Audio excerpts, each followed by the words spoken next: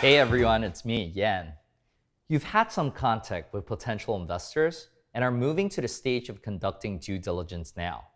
What do you need to prepare? The VC investor side will have a checklist of items they are looking for, whether legal, financial, or business related. You can find many templates and examples online of these. As mentioned in the previous lesson, the investor is looking for reasons not to invest. So they are looking for anomalies within the company. Even if you are spending a lot of money, this is not necessarily a negative, but are you spending it correctly? On the other hand, if you're making money, is the money flowing in correctly and is it being put to good use efficiently? The VC or investor looks at a business and needs to see if it is an investable business. If you are starting a company to make a quick buck, for every dollar earned, you may be able to pay yourself a good dividend, and fast too. But this is not what a VC is looking for. These funds are not looking to make a return from dividends. They're looking to make a return from a successful exit. So they want to see profits reinvested into the business to continue growing and scaling it up. In Taiwan, the difference in ideology sometimes manifests itself in very erratic spending patterns. You may see a startup that just made a $10 million deal, but suddenly see that they have an outflow of $8 million when previous month's outflow was $100,000, which may be a result of a windfall payment to the owners. These erratic patterns will raise the alarm for VCs because it is an indicator that it is not a stable company. However, even if this happens, you, as a startup, should be prepared enough to explain where every dollar of that spending went and the rationale behind it. In order for funds to not need to micromanage, unless they want to, especially for early stage startups in order to help them grow, they need to be able to trust the team running the startup they're investing in. So even if in the past the operations may not have been pretty, show and explain honestly about it, so that there is the possibility of moving forward together in building and developing the company should you get investing in. What you will need to prepare for the VCs will include financial documents. Many companies may prepare their tax filings as the documents to show their previous financials.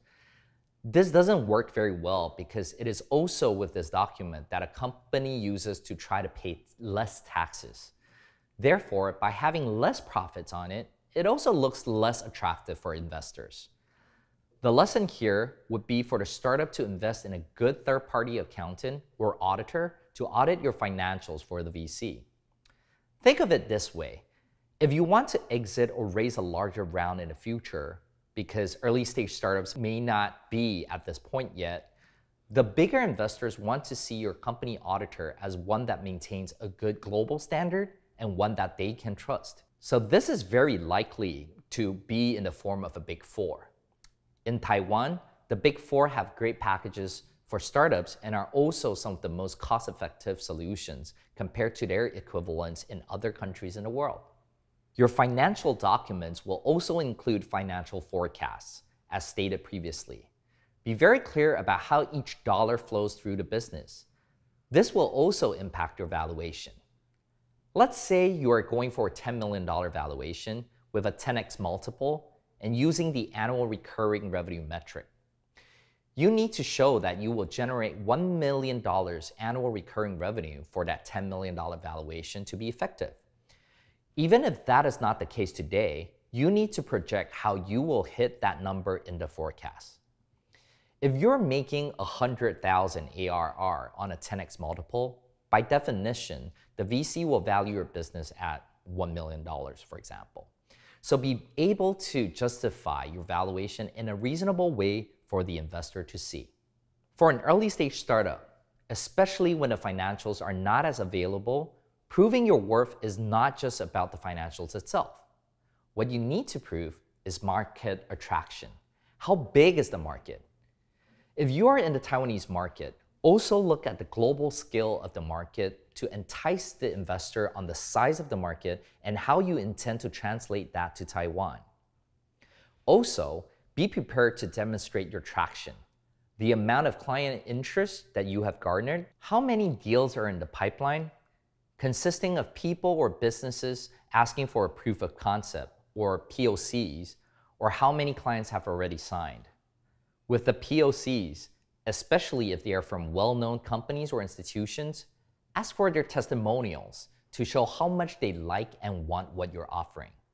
Show the investor how your innovative and new product or service is in demand by the market and is something that customers want.